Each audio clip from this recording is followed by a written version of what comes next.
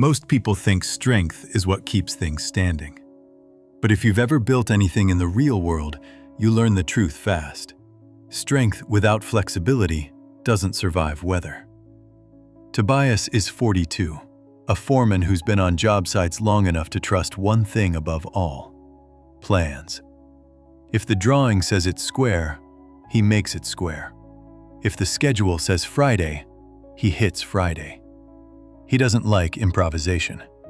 To him, adjusting sounds like excuses. Jonas is 28, the younger worker on the crew. He isn't louder. He isn't tougher. He's just observant. He notices the little things that become big things later. Soft soil, clogged drains, the way a crack in old concrete isn't random, but directional. Jonas has one habit that irritates rigid people. He asks, "What if this site doesn't match the paper?" They're hired to rebuild a small front porch for an old house in a residential neighborhood. The homeowner wants it done before the weekend. The forecast has been threatening rain, but Tobias waves it off. We follow the plan. We move fast. We finish. By mid-morning, the drizzle turns steady. Water pools near the work area. Jonas steps into the shallow pit where they're setting anchors and scoops a handful of soil. It's wet on top, but underneath it's worse. Soft, mushy, almost like it's dissolving. Jonas looks toward the side yard and sees the real problem. The drain is clogged. Every drop from the roof is feeding the exact spot where they're trying to lock something heavy into place. Jonas walks to Tobias and keeps his voice neutral. The ground is weaker than we thought. If we use the standard anchors from the plan, they might not bite. We should clear the drain, pump the water, go deeper, and switch the anchors. It'll be slower, but it'll hold. Tobias doesn't look up from the drill. The plan already accounts for it. The customer wants speed. Keep moving. Jonas swallows the argument. He's seen this before. Some people don't want reality. They want control. Around noon, the rain thickens. The pit starts filling faster. Tobias pushes harder. He's racing the weather like it's a competitor. The drill screams. The anchors go in.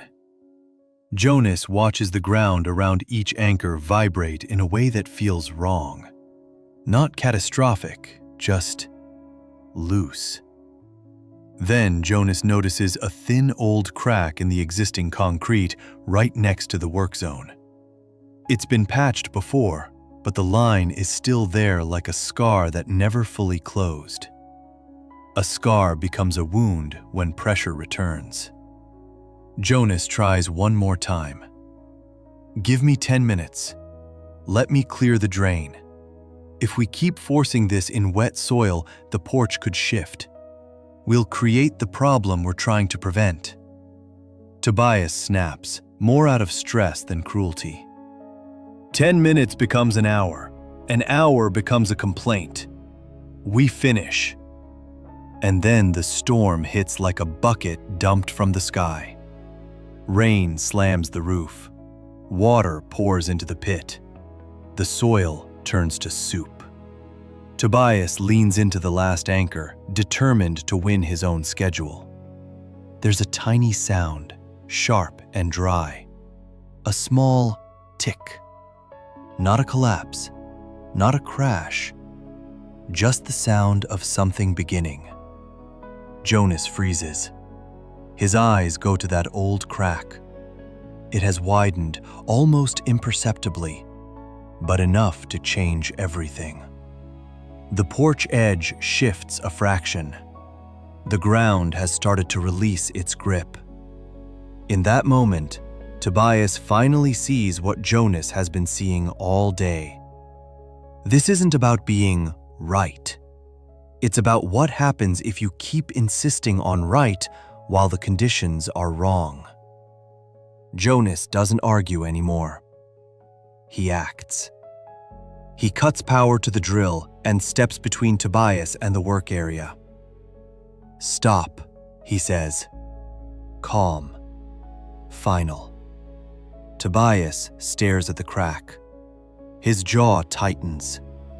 Pride fights reality for a second. Then Tobias nods. "All right. Show me." They cover the area with tarps. Jonas clears the clogged drain, pulling out a nasty wad of leaves and mud. The water starts to move where it's supposed to.